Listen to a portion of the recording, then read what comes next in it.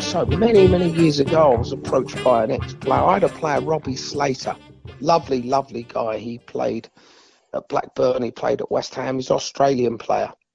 And we spoke about different players. And I had a player fall into my hands that I went to watch, and he was sensational. And at the time, Newcastle were the club. Kevin Keegan was the manager. They had people like Aspria playing there. Les Ferdinand. This was a real team. And I thought this player would be magnificent there. So I told Kevin. Now, I don't know who Kevin sent to watch the player. In my opinion, and it's only my opinion, this player was brilliant. Absolutely brilliant. I only watched him for 45 minutes. He was brilliant. Kevin sent someone to watch him. Now, at that time, let's say the first division, let's call it the Championship, because what it was the Premier League, then the first division. But for the sake of words, let's call it the Championship. At that time, Wolves were bottom of the Championship. And I remember Kevin sent someone to watch him, and Kevin called me, said, Silky, we've been to watch the player. And in our opinion, and it's not his opinion, it's just whoever went to watch him. In our opinion, the player is not good enough to play for Wolves. So I said, Kev, who did you send? Stevie Wonder. I'll never forget this. He said, well, it's an opinion. I said, well, I have to tell you, you are so far out, it's scary. So what I did, I called a friend of mine whose brother-in-law was in charge of a huge club abroad. And I said, they've got to go and watch this player. He was cheap. He was £1.2 million. So you've got to go and watch him. And at that time, 5 million was a big price, 6 million. So at 1.2, even then he was cheap. I said, they've got to go and watch him because he's fantastic. So he spoke to his brother-in-law and he come back, a guy called Maurizio, come back to me. He said to me, Silky, we know the player. My brother-in-law knows the player because he was working Maurizio for the youth team, scout for the youth team. He said, we know the player. He knows you're a great judge, so we're going to go and watch him again. And they bought the player. And obviously I didn't get paid, yeah? But what they did do, because there was no transfer windows then, for 4 years running after that, they gave my wife and I free holiday in Italy for 1 month. Any hotels we wanted to go, they picked up the bill for 4 years. The player's name was Zinedine Zidane. And whoever Kevin went to send to watch him said he couldn't play for Wolves. Oh, did seriously Wolves turn down Zinedine Zidane? No, not Wolves, Newcastle. Oh, it was Newcastle turned him down. Newcastle, yeah, Kevin Keegan at Newcastle, yeah. Because Kevin, obviously it wasn't Kevin because Kevin didn't see him, but Kevin sent somebody to watch him, and they just said he couldn't play. He couldn't play for Wolves. He's not good enough to play for Wolves. He was bottom of the Championship. Yes.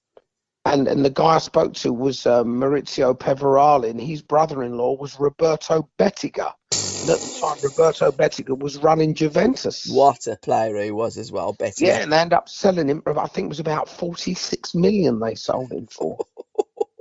I'm sure you've seen that picture. Yeah. How did you feel, John, when you were walking away from the team that you supported as a kid? Your dream was to play for Manchester United. Did you feel that part of that dream was being taken away, or did you feel as though you were walking into a bright new tomorrow with Don Revie and this team that he was assembling at Leeds United? Well, what happens, John, when you're a kid, you have dreams. Yeah. Right? You dream about things. But then you have to, then it becomes reality. Yes. You know, in my situation at Old Trafford, it was no longer a dream. Yeah. You know, this is my future. And Matt Busby had lost confidence in me. Yeah. And, you know, what was said at Old Trafford, nobody leaves Old Trafford and does well. In fact, when I asked for the transfer, I mean, Matt didn't hesitate. He said, yeah, that's okay. And Wilf McGuinness said at one stage, a few days later, go up and see the boss and he might change his mind. Yeah. Because that was the mood at Old Trafford. Nobody does Old Trafford. Nobody leaves Old Trafford and does well. And nobody really wants to leave. Well, I did. I was having a bad time at Old Trafford. So in my head, I was only 22 at the time. In my head, it was, well, this is a great club for Dennis Law and Bobby Charlton. And that's great. That's great for them. It's not great for me.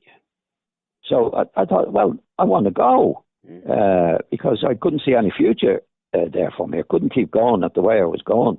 My confidence would have been totally gone. So I thought, well, if I go on the transfer list and somebody comes in for me, it means that they rate you. You're starting from scratch there. Yeah. And that's what happened with Don. Don came in, and Don was sort of taking me away from Old Trafford. I didn't read it. I thought it was just a photograph at the time, you know. Absolutely. And to a brand new start at Leeds United, you got Billy there that you formed. I would say arguably the greatest double act. A better double act than Lauren Lardy and Morecambe and Wise and any of the double acts that we know. That was off the pitch. Now the big reason I was influenced to go to Leeds, who were in the second division then, was Bobby Collins. Yeah. Bobby Collins was 10 years older than me, but I played against Bobby Collins when he was at Everton. I saw him playing for Celtic, and he was one of my heroes, one of the great players. And I thought, well, if Bobby Collins is gone to Leeds, they must be doing something. Yeah. They must be doing something. And I know from Christmas to the end of the season, they made a really good run at getting promotion. They finished fourth, I think, at that particular time. So when you're making a move, Paul, as you know, you're in the lap of the gods. Nobody knows how a move is going to work out. You know, you're taking a chance on it. It's always a chance. And I was very lucky.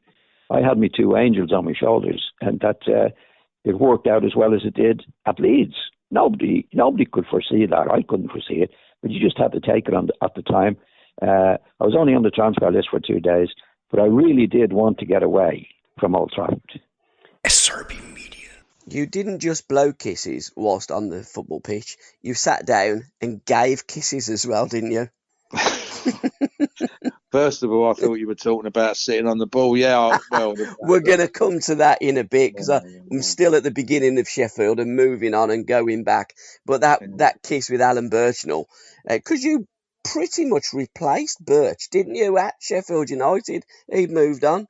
Yeah, that's dead right. He 60 late 67. Yeah. He went to Chelsea, and I came early 68. So yeah, I more or less replaced him, and Mick Jones went before that 68 Christmas. 67 Christmas, New Year, and them two went, and I came, and you could say I replaced him. Yeah, but the kiss happened. I think it was 74-5, something like that, and I think we were defending, and we ended up doing it was like, it really was synchronised. It was we both tumbled over head over heels. It was, and we both sat there, and he just turned around and said, "Kiss a kiss," because we knew each other from playing against each other, and he's a lovely bloke anyway.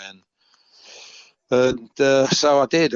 We kissed on the lips, and there was one photographer there probably made a fortune out of it.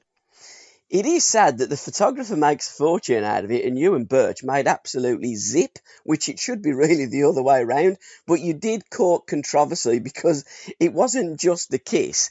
They were going balmy, weren't they, the public? Yeah. Well, apparently it was. I mean, it was in the papers the next day, and apparently it was the first ever kiss on the lips in the world ever, and through two footballers, and it got in magazines abroad and stuff like that. But Birchie,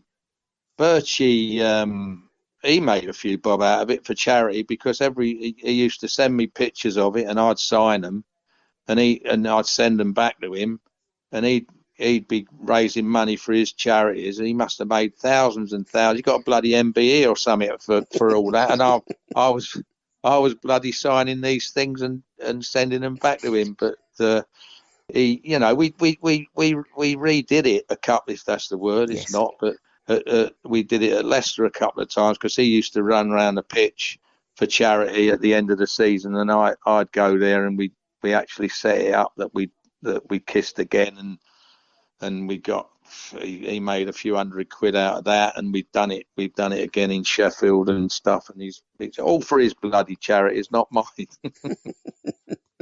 But again, Birch was one of the characters of the game, wasn't he? And another player that when he went on the pitch, he wanted to entertain.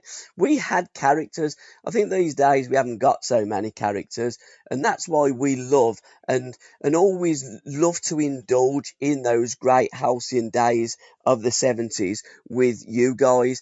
So you signed on at Sheffield there as a young un, as a forward, and it wasn't until a couple of seasons later that you had a chat with John and says, look, John, I fancy playing midfield rather than up front. And then I guess the blue touch paper of Tony Currie was truly lit. And you can catch the full-length version of this podcast at www.patreon.com/SRB Media.